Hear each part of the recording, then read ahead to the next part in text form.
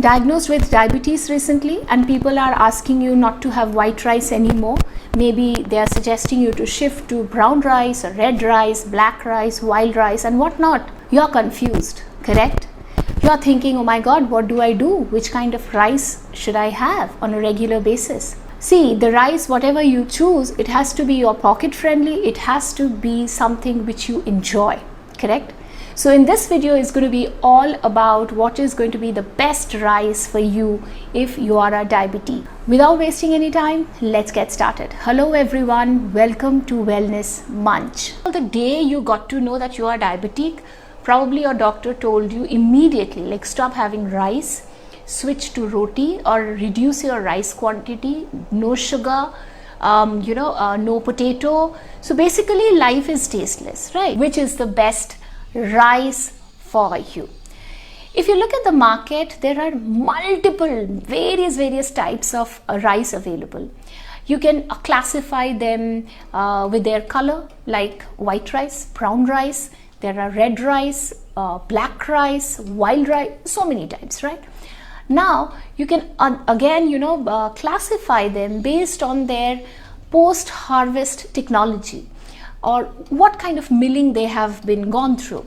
For example, are they parboiled? Are they raw? Are they long grained? Are they short grained? Okay, so grain size also matters. So there are many ways you can actually classify rice.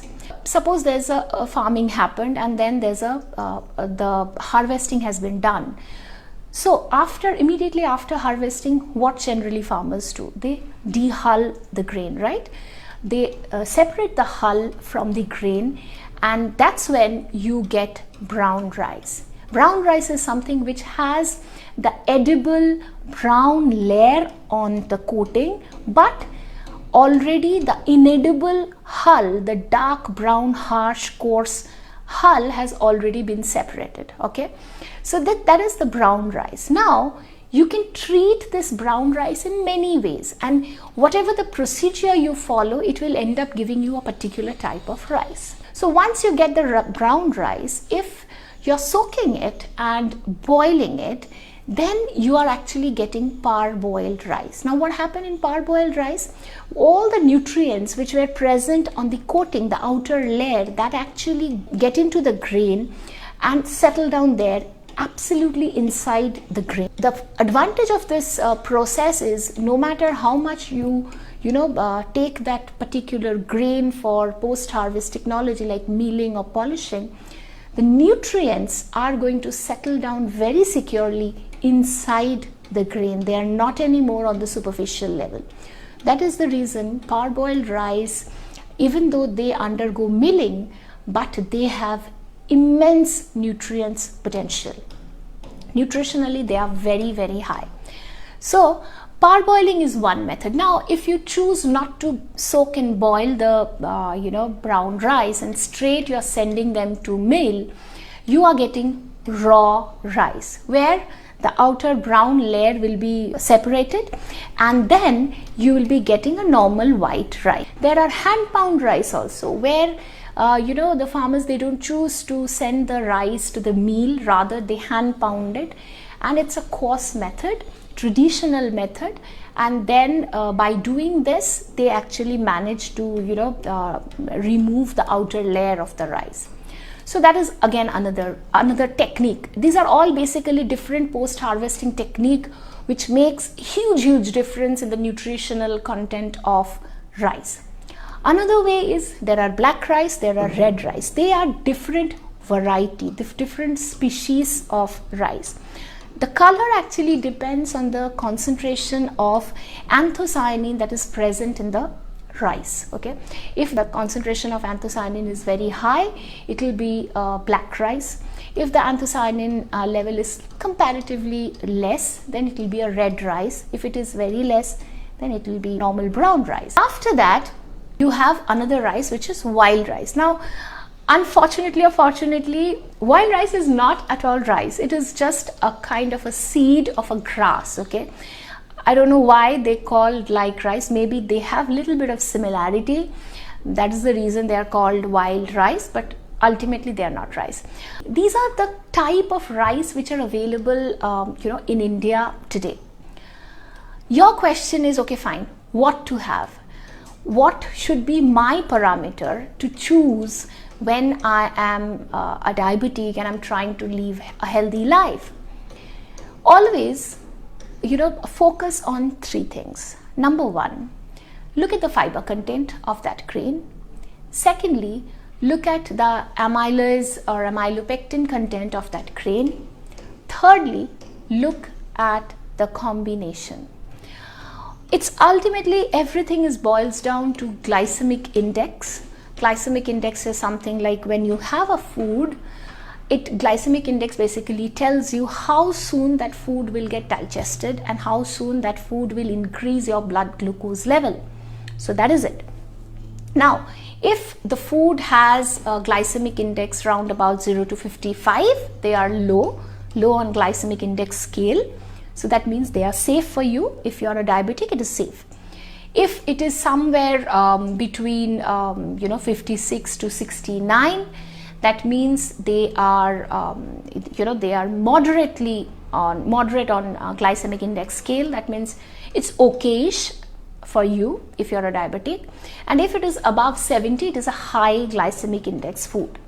Now, when we analyze the nutritive value of all these various types of rice, what we see there is a remarkable difference in terms of their fiber content and of course with their glycemic index too. Apart from these 2 parameters, there is not much difference, maybe point something difference may be possible, but not really a huge difference.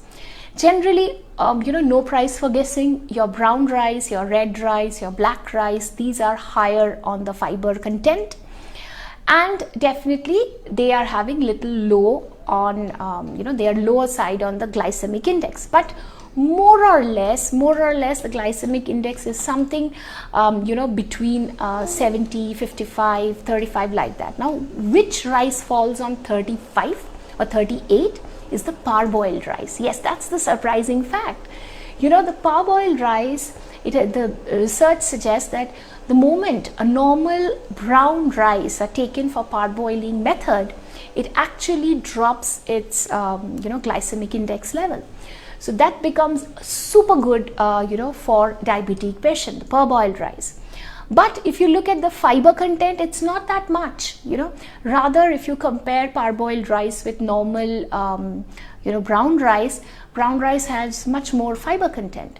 But still the glycemic index is much better in case of parboiled rice. So that is something one must consider. As I've mentioned, like, you must be looking at the fiber content. So going by fiber content, obviously brown rice, black rice and red rice are in the better position. But fiber content is not all. Why? Because fiber is something which is not going to get digested in your body, all right? So what is going to happen if you have a weak digestion, like you're somebody who always suffer with maybe gas, bloating, acidity and all that, having a high fiber rice is not a good choice, okay? Because that means you are actually inviting more trouble to yourself, because digesting that rice, that high fiber containing rice, is not going to be easy for you. You might experience stomachache, you might experience bloating, diarrhea sometimes. So basically your digestion or your digestion capacity is going to be at toss. That is also very true. Now apart from that, so fiber, having high fiber doesn't mean it has to be a very good or suitable for diabetic patient, okay? It also depends how is your digestion capacity. After that, as I have mentioned, that you must look at the amylose and amylopectin content. Now what are they? They are basically 2 types of starch molecules, okay, which are present in the rice. The grain which has higher amylopectin, okay, they are basically sticky in nature and they are generally having high on glycemic index. And the rice which are higher on amylose content, they actually manage to retain their shape even after they get boiled.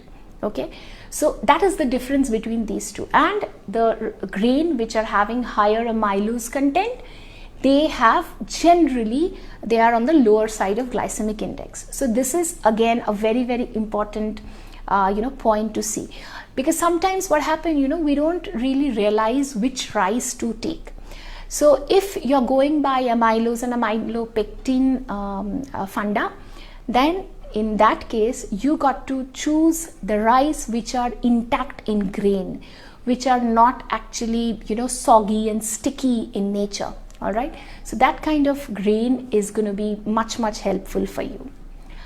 Thirdly, let's discuss about the combination, because I personally believe whatever the rice you choose, ultimately combination is something which actually makes the final and huge difference, no matter what kind of rice you are actually choosing. Why? Because there are legit studies which are showing that the moment you add pulse or vegetables or ghee or butter to rice, the glycemic index drop.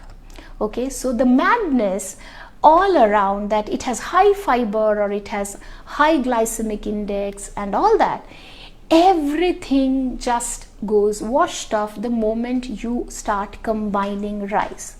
Now, being an Indian, we always combine rice with dal, sabji, fish, chicken, egg, whatever be it, right?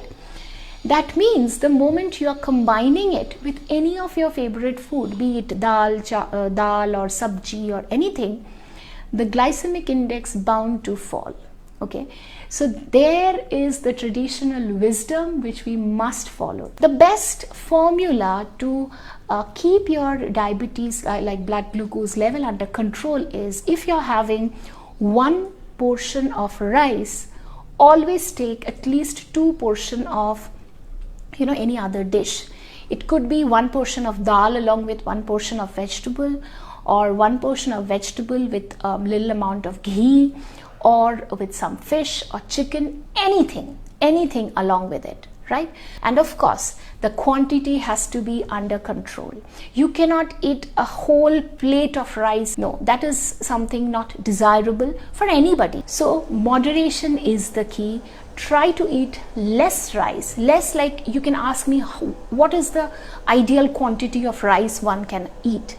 I'll tell you, ask yourself, ask your stomach how much hungry you are. You may not be hungry equally every single day. Someday you are too much hungry, someday you are probably not that hungry. So try to adjust the amount as per your hunger level, correct? So, but the point is, try to eat less rice and more other items if you really want to enjoy rice, even if you are diabetic. Honestly speaking, when you have grown up eating white rice, switching to brown rice is not going to be easy, because your sabji, your dal is not going to taste the same way. So you always feel deprived, you always feel something missing. So there is definitely no problem with white rice, provided you are eating it in moderation. So parboiled rice is something you must look for, number 1. Number 2, if you are health enthusiast and you have fantastic digestion capacity, brown rice may be a good choice. How about red rice and black rice? Personally, I have tried them both. I didn't like, because again, it is my personal opinion. I really don't find them exciting and I really don't think they are sustainable enough, because neither they are pocket friendly nor they are bringing the taste of other foods that we love to enjoy with our rice. So that is also very important, right? Do not just think about nutrition. Of course, nutrition is a part, that is one of the major goal, but satisfaction is also something. Just play simple, play safe, have parboiled rice. You may even try semi-polished rice if you're not a fan of brown rice, but you really don't want to have white rice. then maybe semi-polished rice is a very good choice. So parboiled semi-polished rice is again a very, very good choice if you are diabetic and want to enjoy every food from your heart. I hope the video was useful. If it was, please hit the like button, share it with your friends, subscribe to our channel, and please press the bell notification. The drill is very simple and it's not at all complicated. I bet you know it better. We will be coming back soon with some other interesting topic. Till then, stay happily healthy. Bye-bye.